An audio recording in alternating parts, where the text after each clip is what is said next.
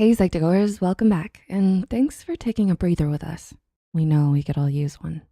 Burnout.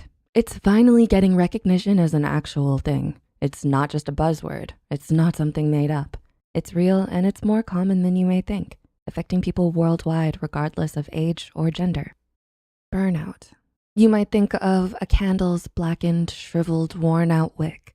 If you feel how that wick looks, you can likely relate to burnout. These here are some ways to hopefully keep that candle wick conditioned, helping to avoid burnout. The best way to deal with it is to not get to that point in the first place. So number 1, figure out what is stressing you. We're going to use the word avoid, and just clarifying, avoiding a stressor is not the same as avoiding responsibilities. A responsibility needs to be done, but you don't have to go about doing it in a stressful manner. See what we mean? The best way to reconfigure this stressful process is whittle down and figure out what it is that's causing the stress. Here's a simple example. It's easy to say, this assignment is my stress. Getting it done is stressing me out. But when you step back, you realize the situation is more, I'm stressed because I feel tight on time, and I'm tight on time because I repeatedly chose other activities until there were only 24 hours left to get this done. So yes, you may require some time to practice self-awareness. As much as we never like to admit it, we sometimes build a whole lot of unnecessary stress for ourselves. So please don't do this to yourself. Number 2, complete the cycle. I know this sounds like we're suggesting you allow yourself to get more stressed, but we're not. Trust me, we're not. Burnout occurs because of prolonged, unending stress. It's essentially constantly treading water in the worst spot and never swimming to shore for rest. This is what we mean by complete the cycle.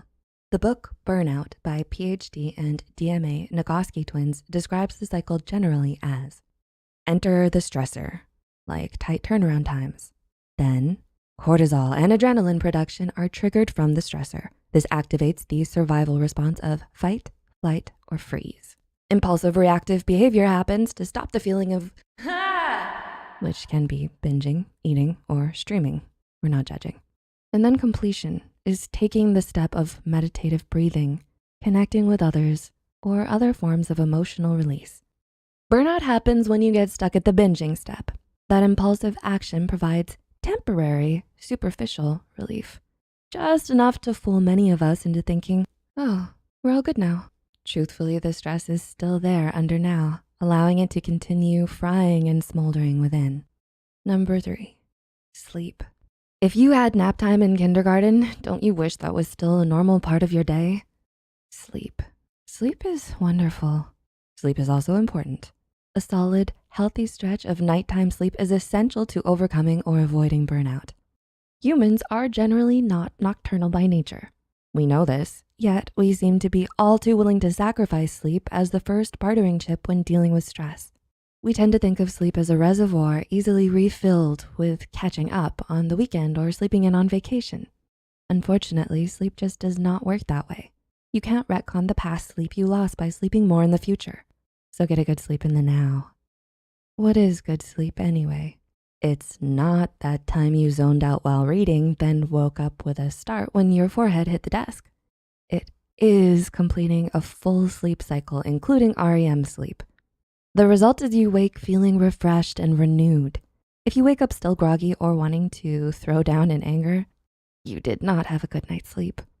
To help you reach this fabled good sleep, employ sleep hygiene and prep. Hygiene is basically a condition conducive to maintaining health. So sleep hygiene is good sleep practices, like no screens 30 minutes before bed and the room being dark, cool, and silent. Prep is what happens before the hygiene, setting yourself up physically and mentally. So no numbing shortly before bed and perhaps a short session of meditation to quiet your mind. Your route is yours. These are just components. Find ones that groove with you. And number 4, release the oxytocin. Perform activities that help produce oxytocin. Yes, oxytocin, the love drug. Well, hormones really. It's been found that various activities such as giving to others, dancing, working out, or cuddling with your pet all trigger oxytocin production. Know why we suggest this? Basically because the activities not only make you happy, but many of the activities can help others be happy too. Oxytocin is one of the big three happy hormones after all. It's been found too that this hormone can decrease stress and anxiety. So it gives happy and deducts stress and anxiety. Win-win. And number 5, know that you're worth it. Those old shampoo commercials had a point. You are worth it. Yep, our last tip for today is to practice self-love. Self-love can help you extend compassion towards yourself, allowing you to perform self-care free of guilt or adding more stress. Never feel that tending to your own health is a waste of time or that you could be doing something more important. You are the most important thing to you. Your existence depends on it. Burnout can happen to anyone. It does not matter if you're in school or at a job or trying to get your own business going or a mom or a dad. Burnout is a creeper that can pounce when you least expect it, happening to the seemingly healthiest of us. We mean you're not alone or defective or inept. Burnout essentially means that your own personal care has been sacrificed in pursuit of outward rewards, whether that pressure has been put on you by yourself or by a boss. Take a moment to realize that nothing is worth your health and that you deserve to be happy, no matter how much the bottom line is going to affect quarterly profits. You got this, and we're with you on that. Did you see or hear something that could help you or someone you know? Comment below and give us a like. Take a break and reach out to others for help. And we hope you found something helpful here. Maybe we'll take a breather together again next time. Thanks for watching.